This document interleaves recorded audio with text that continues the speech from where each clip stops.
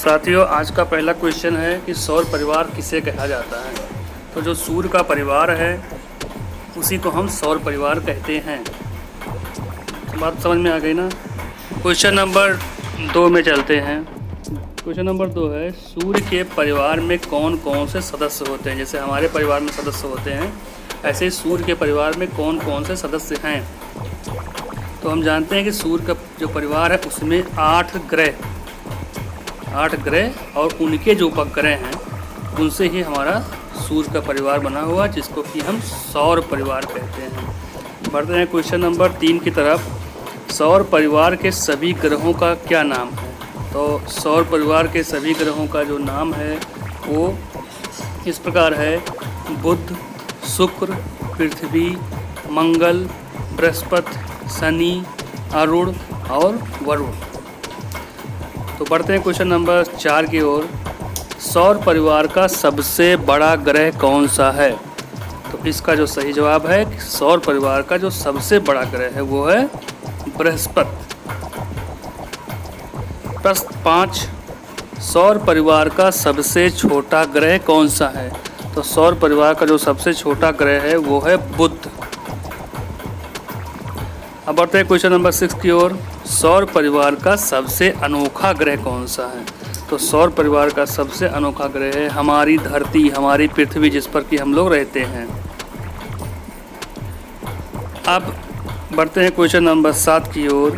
हम किस ग्रह पर रहते हैं। तो इसका बहुत सभी लोग जानते हैं कि हम जो है पृथ्वी पर रहते हैं, जिसको कि धरती भी कहते हैं।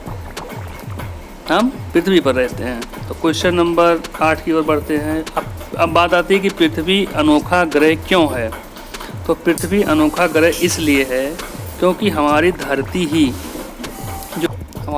ही ऐसी ग्रह है जिस पर ये सब पाए जाते हैं, इसीलिए इसको अनोखा ग्रह कहते हैं। पानी, हवा, ये सब पाए जाते हैं, और जब ये सब पाए जाते हैं तो पेड़ पौधे और यहीं पर ही जीवन है, यहीं पर तमाम जीव जंतु हैं, तमाम सब चीज़ें हैं। तो इसीलिए हम धरती को यानी पृथ्वी को अनोखा ग्रह कहते हैं। बढ़ते हैं क्वेश्चन नंबर 9 की ओर।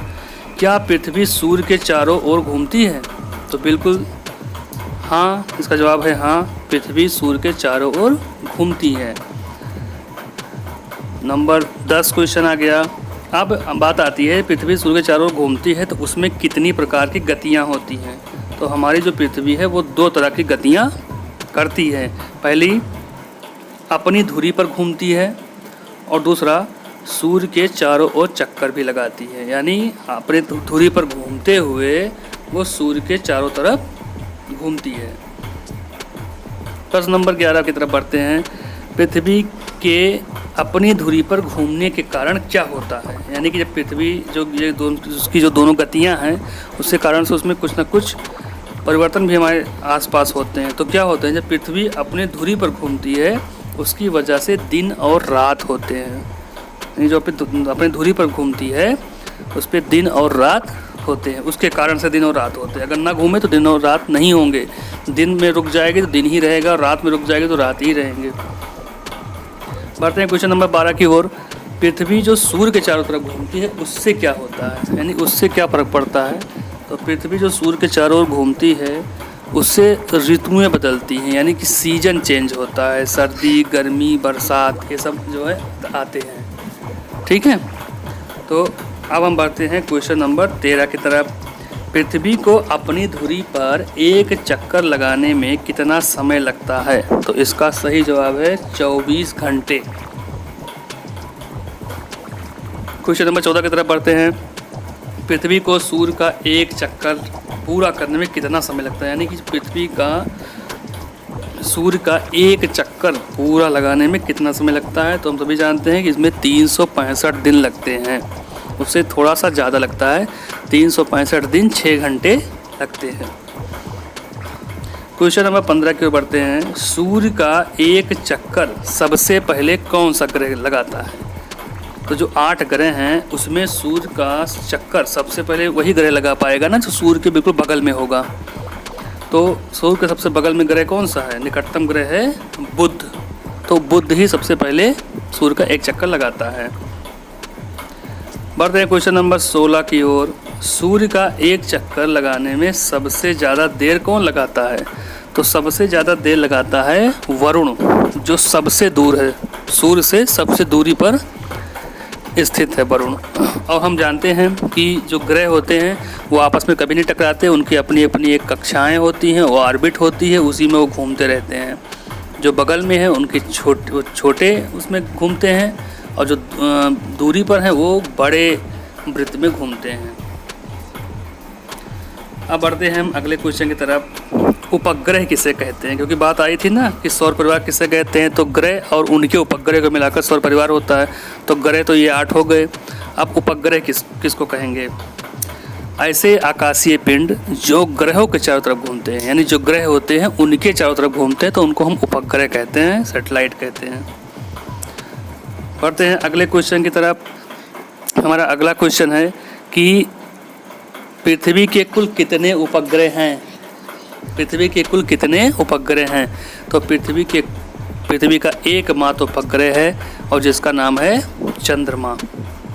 ठीक है, तो इस प्रकार अगला क्वेश्चन है कि पृथ्वी की बहन किस ग्रह को कहते हैं? तो पृथ्वी की बहन हम शुक्र को कहते हैं, यानी वीनस को। क्यों कहते हैं? क्योंकि ये इसके बहुत सारे गुण जो हैं वो हमारी धरती से मिलते जुलते हैं। आगे बढ़ते हैं अगले क्वेश्चन की तरफ। नीला ग्रह किसे कहते हैं? तो नीला ग्रह हमारी धरती को कहा जाता है, क्योंकि यहाँ पर पानी होता है, यहाँ पे पानी मिलता है, इसलिए इसको हम नीला ग्रह कहते हैं, यानी हमारी पृथ्वी को कहते हैं नीला ग्रह। बढ़ते हैं अगले क्वेश्चन की तरफ। लाल ग्रह किसे कहते हैं? तो लाल ग्रह जो है वो जो है मंगल को कहते हैं। तो ये इसका जो कलर है वो लाल है, क्योंकि इस पे जो है लोहे की मात्रा ज़्यादा है, इसलिए इसको हम लाल ग्रह कहते हैं। इसका रंग लाल है। हम बढ़ते हैं अगले क्वेश्चन की तरफ। उपग्रह कितने प्रकार के होते हैं? यानी जैसे हमारी धरती का उपग्रह हो गया चंद्रमा, तो ये कितने प्रकार के होते हैं? तो ये भी 2 प्रकार के होते हैं। एक प्राकृतिक उपग्रह होते हैं, जैसे हमारी धरती का प्राकृतिक उपग्रह चंद्रमा है, और एक होता है कृत्रिम उपग्रह, जैसे कि जिससे जो हम यहाँ ज़मीन से छोड़ते हैं आसमान में संचार साधन के लिए, जैसे सैटेलाइट छोड़ा जाता है, टीवी के लिए, मौसम विभाग के लिए, सब चीज़ के लिए वो एक कृत्रिम हो जो वैज्ञानिकों द्वारा बनाया जाता है। तो अक्सर समय समय पर आप लोगों ने देखा होगा। हम बढ़ते हैं अगले क्वेश्चन की ओर। पृथ्वी के सबसे निकटतम खगोलीय पिंड कौन सा है? यानी ऐसा कौन सा खगोलीय पिंड है, आसमानी चीज़ है, जो धरती के सबसे नज़दीक है? तो वो उसका सही जवाब है चंद्रमा। चंद्रमा धरती के सबसे नज़दीकी खगोल पिंड है। पृथ्वी के निकट का सबसे निकट का तारा कौन सा है? तो पृथ्वी के सबसे निकट का तारा सूर्य है। जी हाँ, सूर्य भी एक प्रकार का तारा ही है। हम तारा किसको बोलते हैं? जिसके पास अपना प्रकाश होता है। और जो तारे हमको रात में दिखाई पड़ते हैं टिमटिमाते हुए, वो भी सूर्य के ही तरह एक तारा है। जैसे सूर्य एक तारा है, वैसे वो भी एक तारे हैं, और सूर्य भी तारा है, क्योंकि सूर्य के पास अपना प्रकाश है, और जो रात में टिमटिमाते हैं उनके पास भी अपना प्रकाश होता है। उनके पास भी कोई अगर जाएगा तो जल जाएगा। वो भी सूर्य से बहुत बड़े हैं, क्योंकि हमको छोटे दिखाई इसलिए पड़ते हैं क्योंकि वो धरती से बहुत दूर हैं। अगले क्वेश्चन की तरफ बढ़ते हैं। सूर्य से पृथ्वी की दूरी कितनी है? तो सूर्य से पृथ्वी की दूरी लगभग 15 करोड़ किलोमीटर है। बढ़ते हैं अगले क्वेश्चन की तरफ। सूर्य का प्रकाश पृथ्वी तक आने में कितना समय लगता है? यानी कि सूर्य का जो प्रकाश है वो पृथ्वी तक आने में समय लगता है। तो कितना समय लगता है? लगभग 500 सेकंड लगता है। 500 सेकंड। अगला क्वेश्चन जो है, क्वेश्चन की तरफ बढ़ते हैं। ये तो हो गया। आकाशीय पिंडों की खोजबीन करने वाले लोगों को हम क्या कहते हैं?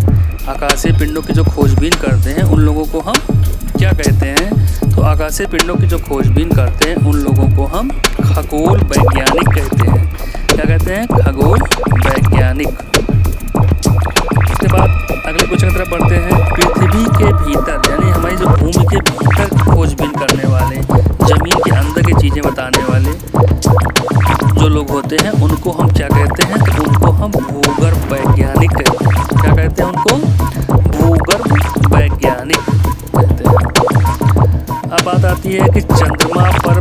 पहुंचने वाले पहले व्यक्ति कौन थे? तो चंद्रमा पर पहुंचने वाले पहले व्यक्ति थे नील आर्मस्ट्रॉन्ग। नील आर्मस्ट्रॉन्ग उनका नाम था। अब बढ़ते हैं अगले क्वेश्चन की तरफ। अगला क्वेश्चन है कि प्रत्येक जो खगोलीय पिंड होता है उसमें वस्तुओं को अपनी ओर खींचने की एक शक्ति होती है।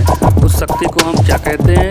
उस शक्ति को हम गुरुत्वाकर्षण बल कहते हैं, जो हमारी धरती में भी है और सूर्य में भी, यानी जितने भी आकाशीय पिंड हैं उन सब में है।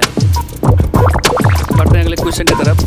मृत तारा यानी डेड स्टार किसे कहते हैं? तो मृत तारा जो है, जब तारे की ज्वलनशीलता, हम जानते हैं कि तारा जो है उसके अंदर ज्वलनशीलता होती है, तमाम तरह की गैसीय प्रक्रिया होती है जिससे कि उसमें आग निकलती है। तो जो उसमें ज्वलनशीलता होती है जब वो समाप्त हो जाती है तो उसमें धूल और राख बचती है, तो इसको हम मृत तारा कहते हैं। ठीक है, तो आशा करते हैं कि यह वीडियो आप लोगों को अच्छा लगा होगा। अगर वीडियो आपको अच्छा लगा है तो हमारे चैनल को सब्सक्राइब करें, लाइक करें, शेयर करें। मिलते हैं इसी तरह के वीडियो के साथ अगली क्विज़ में। तब तक के लिए बहुत बहुत धन्यवाद।